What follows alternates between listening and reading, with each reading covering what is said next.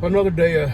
This is Saturday. I had plans of getting in my leather shop, but I just don't feel like it, and there's nothing wrong with that.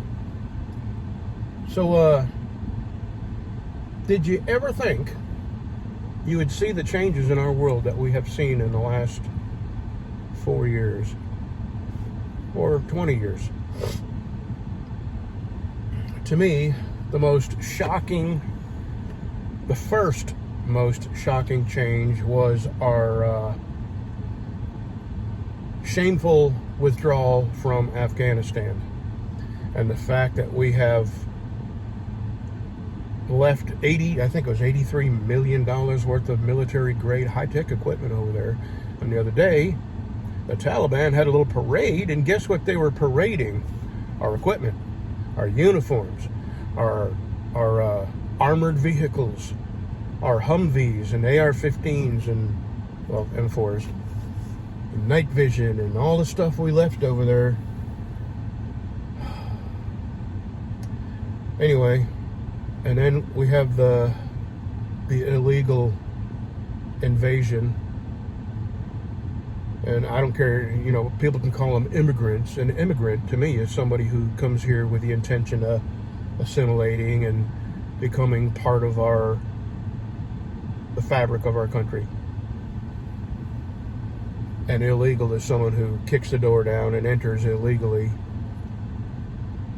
That's weird. Somebody's wearing part of a CPAP machine around his neck. Strange. And then I was thinking, I joined the Army when I was 17, and that was a long time ago. And I went to Germany. And I spent all 3 years in Germany. But I went to Italy, Austria, Switzerland. I went to England, went to Wales. And I would have gone to, at the time, Yugoslavia, Czechoslovakia, but they wouldn't let military people visit communist countries. And, it wasn't long after, what was it, in the 90s that the Russian USSR broke up, and and then all them little countries, became,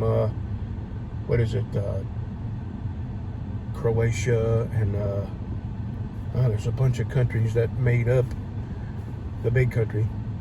Anyway, that's not what my point is, I was looking back over my own life, and it seems to me like our news has been sort of tailored to make you think that other countries, their people aren't happy and fed and healthy and have homes and jobs. And I was thinking back to all the countries I went to that were, I don't know if you'd call them democracies or whether they're socialist republics. They're a lot stricter than, the freedoms we have here. I say freedoms because, boy, do those come with strings attached, Anyway, I was thinking specifically about China. I've been watching hundreds and hundreds of videos about China. And China's a very interesting country. It's like our country. In the South, you've got people that speak English with a certain dialect. And in China, there's certain areas of China where people speak Cantonese or Mandarin. There's, people of different faiths that make up the biggest part of China. I mean, by and large, most people are not Christians, or they're encouraged to not observe openly a faith. And but the videos I've been watching, the people are happy, have homes, they work, they raise their children, drive cars, have vacations. It's the opinion that they try and foster within us is simply not true. And I've been to a lot of other countries where, I really thought that America was, if you were in America, you were truly blessed. But there are so many other countries. I have a couple of friends in Russia, and I'm friends with them on Facebook too. And they have lives like we do. They hunt, they fish, they have families and take their kids to soccer games, and they're really no different than us. And it really, when you think about it, why? I think it's because they want you to be ready to go and be on board. Maybe you're too old, but I think they want younger people to be ready to go kill these people or be killed. And when you think back, all the countries that we have, I'm going to use air quotes again, and I hate doing that, but there's no other way to convey the sarcasm. We've brought democracy to so many other countries and destroyed them and killed people. And when you think about the bad guys of the world, you know, it's really hard to admit it, but we have destroyed a lot of countries, and we have not, you know, Somalia is a perfect example. They had a civil war in Somalia, and there was absolute genocide. One, I don't even know if it was race related. No, I don't think it was. I think it was religion related. People were being hacked to death with machetes because they were a different religion. And this went on for a very long time. And did America intervene? We didn't, because there's nothing there that we want. I'm still proud to be an American. But it sure, when you stand back and look at the big picture, I can think of World War II. You know, that was a very necessary war. But I can't say that we've brought good into the world anywhere else.